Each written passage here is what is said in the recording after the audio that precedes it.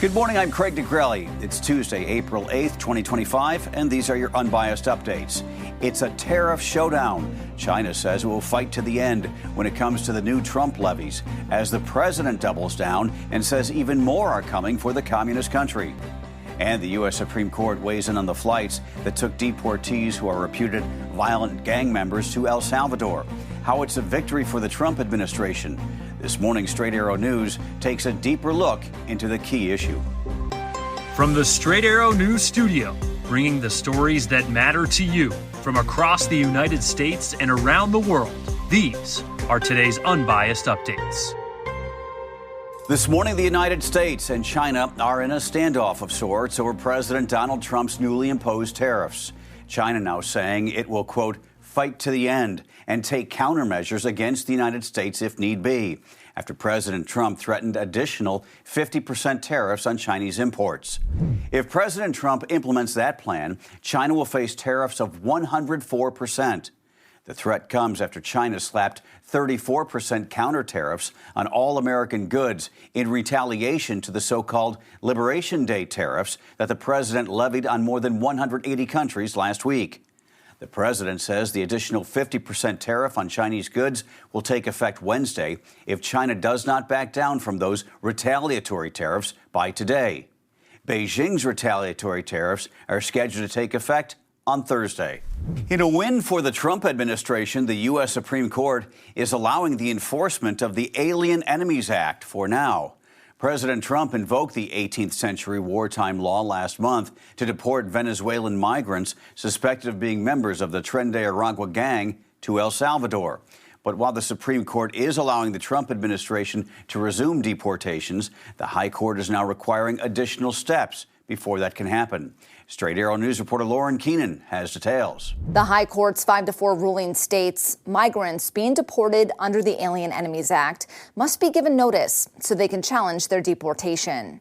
The notice must be afforded within a reasonable time and in such a manner as will allow them to actually seek habeas relief in the proper venue before such removal occurs. In a concurring opinion, Justice Brett Kavanaugh writes, the court's disagreement with the dissenters is not over whether the detainees receive judicial review of their transfers.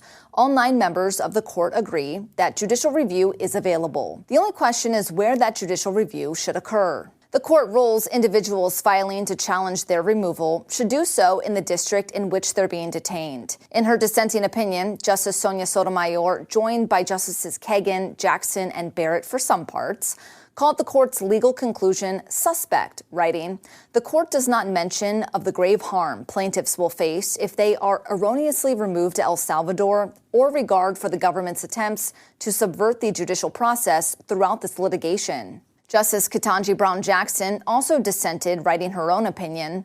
The President of the United States has invoked a centuries-old wartime statute to whisk people away to a notoriously brutal, foreign-run prison. For lovers of liberty, this should be quite concerning. The 1798 Alien Enemies Act gives the president the power, either during declared war or an invasion, to apprehend non-naturalized people and remove them from the country. In March, President Trump signed an executive order invoking the Alien Enemies Act, which has only been enacted 3 times in our country's history, and each time during major conflict. The War of 1812, World War I, and World War II, according to the Brennan Center for Justice. In his order, Trump declared Tren de Aragua gang members a, quote, designated foreign terrorist organization with thousands of members, many of whom have unlawfully infiltrated the United States and are conducting irregular warfare and undertaking hostile actions against the United States. Last month, D.C. District Court Chief Judge James Boasberg issued a temporary injunction blocking the Trump administration from removing suspected TDA members. Tonight's decision is a landmark victory for the rule of law. An activist judge in Washington, D.C. does not have the jurisdiction to seize control of President Trump's authority to conduct foreign policy and keep the American people safe, U.S. Attorney General Pam Bondi said on X. Last month, the Trump administration began deporting what they called suspected TDA gang members to a mega prison in El Salvador. It's unclear if those already deported will be able to challenge their deportations. That was our Lauren Keenan reporting. Also Monday, the Supreme Court temporarily paused a court-imposed midnight deadline to return a Maryland man whose lawyer insisted again that he has no gang ties and was mistakenly deported to El Salvador. The justices agreed to a request from President Trump that will give them more time to consider the case. The United States is now set to hold talks with Iran about its nuclear weapons program this upcoming weekend. President Trump making that announcement during comments to reporters after meeting with Israeli Prime Minister Benjamin Netanyahu at the White House Monday. We're having direct talks with Iran, and they've started. It'll go on Saturday. We have a very big meeting, and we'll see what can happen. And I think everybody agrees that doing a deal would be preferable to doing the obvious.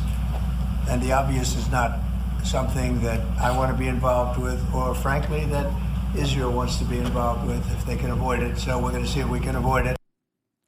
The president did not specify what the obvious is, but when asked if he would commit to military action against Iran if his administration and Tehran are not able to come to an agreement, President Trump responded, "Iran is going to be in great danger."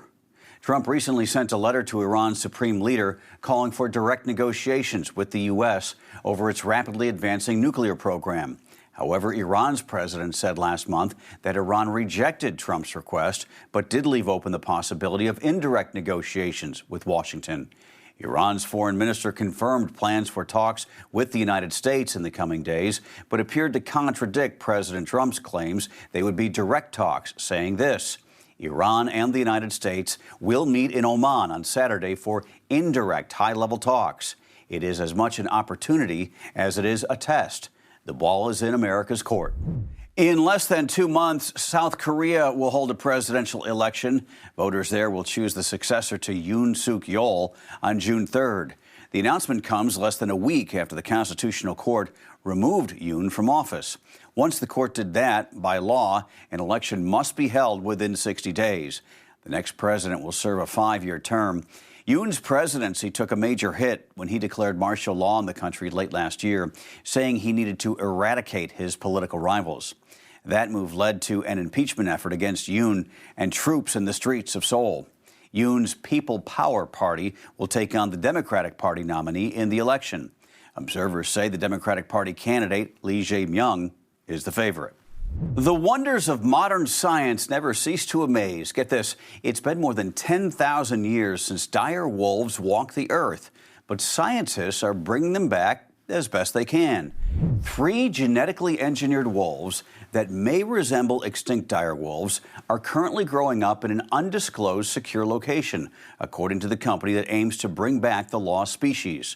Colosso Biosciences says the wolf pups range in age from 3 months to 6 months old and already weigh about 80 pounds. They are on track to reach 140 pounds at maturity.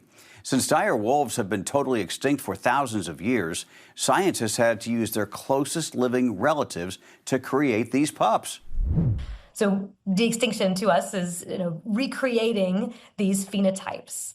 So a gray wolf is the closest living relative of a dire wolf. They're genetically really similar, 99.5% similar. And phenotypically, their morphology is also similar, only dire wolves are larger, more muscular, and have these light-colored coats and other things that we can see from the fossils. And so we targeted DNA sequence variants that we believe lead to those traits. And then we edited gray wolf cells to contain those dire wolf DNA variants. And then we cloned those cells and created our dire wolves. Wow. To create the pups, researchers studied a 13,000-year-old dire wolf tooth unearthed in Ohio and a 72,000-year-old skull fragment found in Idaho. Colosso also has been working toward resurrecting the woolly mammoth, dodo bird, and Tasmanian tiger since 2021. Finally, the NCAA basketball tournament lived up to its hype with a fantastic Final Four and last night crowned a champion. the Florida Gators. Florida was behind for most of the game against Houston and its stifling defense. The Cougars were ahead by 10 points in the second half, but the Gators chipped away and eventually got a couple of free throws down the stretch from Elijah Martin and Denzel Aberdeen. Houston had 19 seconds left to either tie or win the game, but the Gators' defense forced a loose ball and pounced on it to seal the victory. Florida wins its third national championship, defeating Houston 65-63. Coach Todd Golden, at 39 years old, becomes the youngest coach since the 1980s to win an NCAA title. I'm telling you, that was a fantastic tournament with great games throughout. Those are your unbiased updates for this Tuesday. We'll see you back here tomorrow. For all of us here at Straight Arrow News, I'm Craig DeGrelli. Have a great day.